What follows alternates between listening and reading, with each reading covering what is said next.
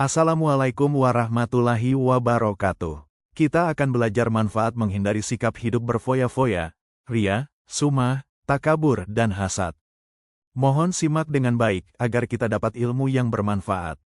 Berfoya-foya sikap hidup menghambur-hamburkan uang secara berlebihan dengan tujuan bersenang-senang dan minim manfaat.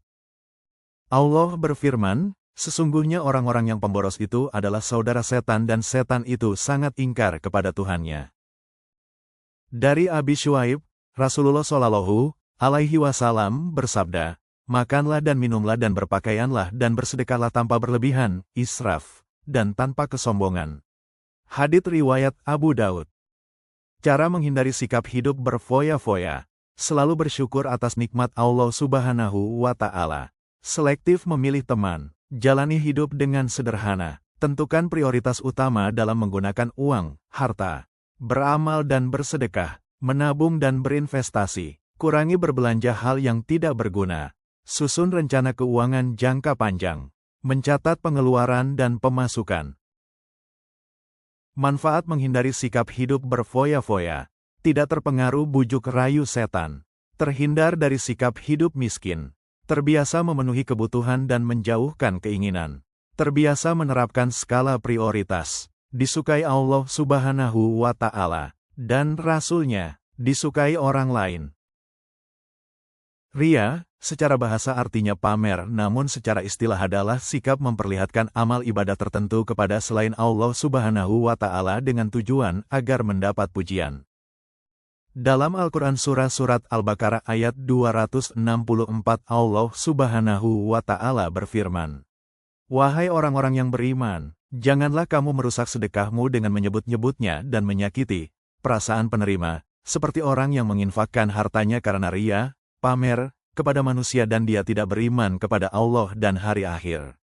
Perumpamaannya, orang itu, seperti batu yang licin yang di atasnya ada debu, kemudian batu itu ditimpa hujan lebat, maka tinggallah batu itu licin lagi. Mereka tidak memperoleh sesuatu apapun dari apa yang mereka kerjakan. Dan Allah tidak memberi petunjuk kepada orang-orang kafir.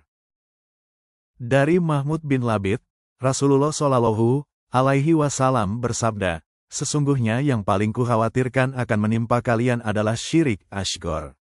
Para sahabat bertanya, apa itu syirik asghar, wahai Rasulullah? Beliau bersabda, syirik asghar adalah ria. Allah Ta'ala berkata pada mereka yang berbuat ria, pada hari kiamat ketika manusia mendapat balasan atas amalan mereka, pergilah kalian pada orang yang kalian tujukan perbuatan ria di dunia. Lalu lihatlah apakah kalian mendapatkan balasan dari mereka. Hadis riwayat Ahmad. Cara menghindari sifat ria adalah luruskan niat, berdoa dan memohon pertolongan Allah Subhanahu wa Ta'ala. Menyadari kedudukan diri hanyalah seorang hamba. Berusaha mengendalikan hati, memperbanyak bersyukur. Terus-menerus mengingat Allah Subhanahu wa Ta'ala, sembunyikan amal kebaikan, belajar ikhlas, mengingat kematian, menggiatkan ibadah, menyadari Allah Subhanahu wa Ta'ala selalu mengawasi, mengingat bahaya ria. Manfaat dari menghindari sifat ria adalah ikhlas atas amal yang dilakukan, makin meyakini bahwa beramal hanya untuk Allah Subhanahu wa Ta'ala.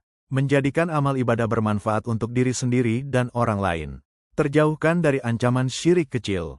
Terjauhkan dari semua amal ibadah yang bersifat sia-sia. Dicintai oleh Allah Subhanahu wa Ta'ala, Rasul-Nya dan manusia. Sum'ah secara bahasa, diperdengarkan oleh orang lain. Dan menurut istilah, amalan yang sengaja diperdengarkan atau diceritakan kepada orang lain agar diketahui orang tersebut telah melakukan kebaikan. Larangan bersikap sum'ah diterangkan dalam hadis Nabi yaitu, dari Salamah berkata bahwa ia mendengar dari Jundab berkata bahwa Nabi Shallallahu Alaihi Wasallam bersabda, siapa yang beramal karena sum'ah, Allah akan menjadikannya dikenal sum'ah, dan yang beramal ria, Allah menjadikannya dikenal ria. Hadis riwayat Imam Bukhari. Manfaat menghindari sifat sum'ah adalah menjadi hamba Allah Subhanahu wa Ta'ala yang berkualitas. Mengutamakan kepentingan Allah Subhanahu wa Ta'ala di atas kepentingan hawa nafsu. Mendorong umat Islam untuk semakin yakin atas jaminan Allah Subhanahu wa Ta'ala. mendorong umat Islam untuk mengutamakan kehidupan akhirat. Selanjutnya adalah sifat takabur. Takabur adalah sikap hidup menghambur-hamburkan uang secara berlebihan dengan tujuan bersenang-senang dan minim manfaat. Larangan sifat takabur difirmankan Allah Subhanahu wa Ta'ala dalam surat Luqman ayat 18, yaitu, "Dan janganlah kamu memalingkan wajah dari manusia, karena sombong, dan janganlah berjalan di bumi dengan angkuh." Sungguh, Allah tidak menyukai orang-orang yang sombong dan membanggakan diri. Dalam hadis juga disebutkan. Dari Abdullah bin Mas'ud R.A., Nabi Shallallahu Alaihi Wasallam bersabda, "Kesombongan adalah menolak kebenaran dan merendahkan manusia." Hadits riwayat Imam Muslim. Untuk menghindari sifat takabur ialah membiasakan diri untuk selalu tawaduk, berusaha tidak memandang orang lain dari sisi kelemahan, memperbanyak zikir kepada Allah Subhanahu wa Ta'ala, memperluas pertemanan, baik di lingkungan rumah atau sekolah. Sedangkan untuk menghindari sifat takabur yaitu dengan cara menjadikan manusia bersikap rendah hati, menumbuhkan kesadaran bahwa manusia adalah makhluk yang tidak berdaya, terjauhkan dari kemurkaan Allah SWT dan Rasul-Nya, tidak takut dipandang rendah oleh sesama manusia, menumbuhkan sifat keimanan yang lebih kuat, menjadi orang yang terbuka, menerima kritik dan masukan.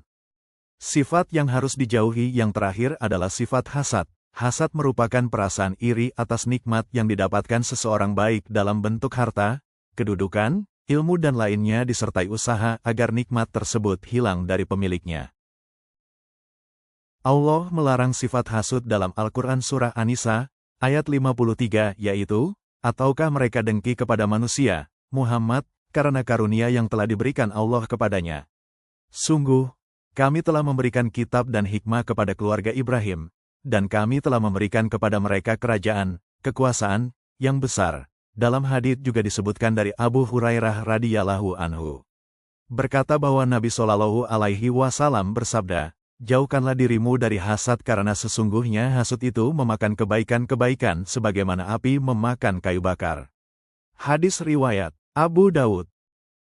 Agar kita terhindar dari sifat hasad maka harus memiliki rasa kasih sayang terhadap sesama, selalu bersyukur atas nikmat yang Allah Subhanahu wa Ta'ala berikan, meyakini bahwa nikmat yang diberikan Allah Subhanahu wa Ta'ala sesuai kebutuhan, meyakini bahwa tidak semua nikmat yang diberikan Allah Subhanahu wa Ta'ala adalah baik. Bisa jadi itu cobaan, semangat melakukan kebaikan dan menyadari kerugian sikap hasad. Manfaat yang akan kita peroleh setelah menjauhi sifat hasad adalah terjaga dari penyakit rohani, menjauhkan diri dari berbagai penyakit fisik, menumbuhkan sikap persaudaraan yang harmonis, menumbuhkan sikap bersyukur dan menyadari bahwa semua nikmat milik Allah Subhanahu wa Ta'ala. Selalu berhusnuzon dalam menjalani kehidupan. Kesimpulannya adalah, Allah adalah satu-satunya zat yang mengatur hidup manusia. Bentuk pengaturan bagi manusia adalah perilaku baik dilakukan dan perilaku buruk ditinggalkan.